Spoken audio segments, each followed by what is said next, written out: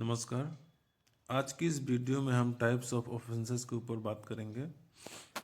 तो चलिए हम जानते हैं कि टाइप्स ऑफ ऑफेंस कितने प्रकार के होते हैं। तो मेनली ऑफेंस को हम 3 भागों में बांट सकते हैं। पहला कोग्निजेबल एंड नॉन कोग्निजेबल, दूसरा बेलेबल एंड नॉन बेलेबल, तीसरा कंपाउंडेबल और नॉन नॉन कंपाउंडेबल। तो चलिए हम जानते हैं कि कोग्निजेबल और नॉन कोग्निजेबल ऑफेंस के बीच में क्या डिफरेंस होती है। तो अगर ऑफेंस जो है कोग्निजेबल है तो आप उसके ऊपर एफआईआर करा सकते हैं और पुलिस जो है वो डिनाई नहीं कर सकता, वो मना नहीं कर सकता है एफआईआर रजिस्टर करने से।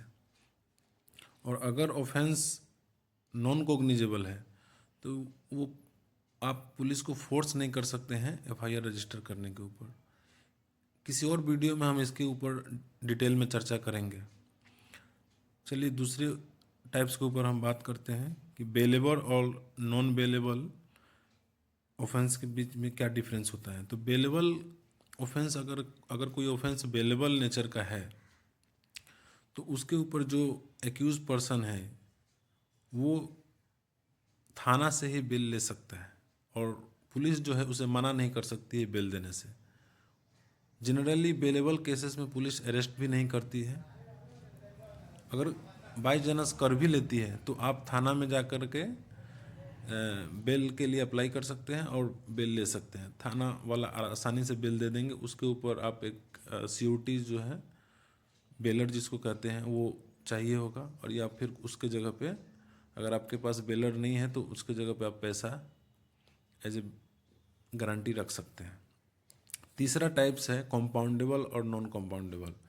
तो कंपाउंडेबल और नॉन कंपाउंडेबल के बीच में क्या डिफरेंस होता है, आइए हम जानते हैं कि कंपाउंडेबल केसेस वो होते हैं जिसमें केस में समझौता किया जा सकता है, समझौता होने की संभावना होती है। और नॉन कंपाउंडेबल में समझौता नहीं किया जा सकता है। उसके बावजूद भी, नॉन कंपाउंडेबल केसेस के बावजूद भी किसी किसी मैटर में समझौता हो सकता है कोर्ट के अनुमति से। इन सब विषयों में किसी और वीडियो में हम और अच्छे से चर्चा करेंगे। कौन सा ऑफेंस बेलेबल है, कोग्निजेबल है, कंपाउंडेबल है, नॉन कंपाउंडेबल है, नॉन कोग्निजेबल, नॉन बेलेबल, ये हम कैसे जानेंगे। तो इसके लिए बीएनएसएस में शेड्यूल फर्स्ट में उसमें एक चार्ट टाइप से बनाया गया है। उसमें सारे ऑफेंसेस के बारे में बताया गया है कि कौन से सेक्शन में कौन सा ऑफेंस है और उस ऑफेंस में कितना पनिशमेंट है, वो कोग्निजेबल है या नॉन कोग्निजेबल है, उसमें कितनी सज़ा होगी और वो ऑफेंस जो है कौन से कोर्ट में चलेगा, उसका ट्रायल जो है कौन से किस कोर्ट में होगा, वो सारी चीज़ वहाँ दी गई है। उसके अनुसार ही कोर्ट की प्रोसीडिंग चलती है।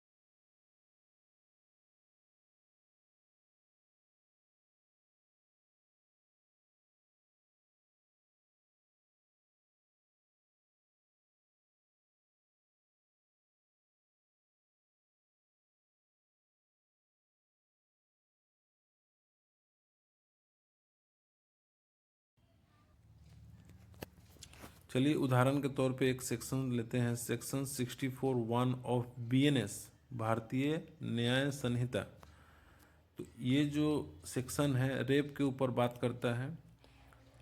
अगर किसी ने रेप का अपराध किया है और जो पीड़िता है यानी कि जो विक्टिम है वो थाने में जाकर इस ऑफेंस का अगर एफआईआर रजिस्टर कराना चाहती है तो वो थाने में जाकर ये कहेगी कि अमुक अमुक आदमी ने इस तरह का मेरे साथ दुर्व्यवहार किया है, तो पुलिस इस तरह के अपराध में एफआईआर रजिस्टर करने से मना नहीं कर सकती है। तुरंत उसका एफआईआर रजिस्टर करेगी और उस पीड़िता का मेडिकल करवाएगी और उसका बयान दर्ज करेगी। ये जो ऑफेंस है इसमें जो सज़ा है कम से कम 10 इयर्स और अधिक से अधिक लाइफ इम्प्रिजनमेंट तक की सज़ा दी गई है।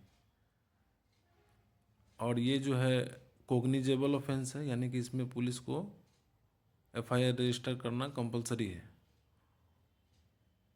ये नॉन बेलेबल ऑफेंस है एंड इसका जो ट्रायल जो है कोर्ट ऑफ सेशन द्वारा चलाया जाएगा, जो कि जिला स्तर पर सबसे बड़ी कोर्ट होती है।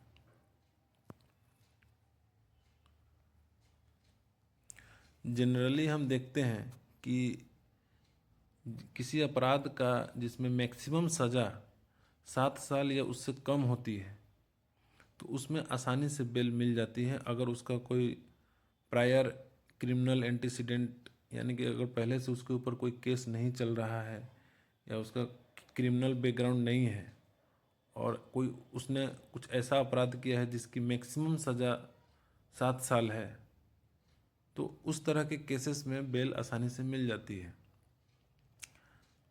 रेप केसेस में भी बेल मिलती है, ऐसा नहीं है कि बेल नहीं मिलती है, जो कि इसमें मिनिमम सज़ा 10 इयर्स है, मैक्सिमम लाइफ इम्प्रिजनमेंट है, फिर भी सज़ा मिलती है, सॉरी बेल मिलती है।